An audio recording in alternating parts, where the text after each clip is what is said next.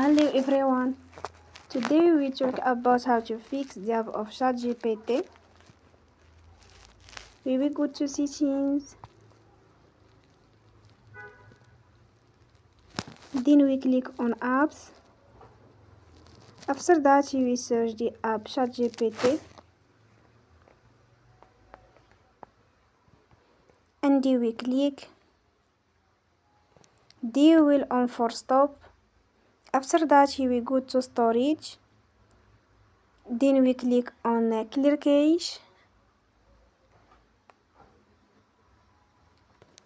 You will go to Play Store and you will update your app.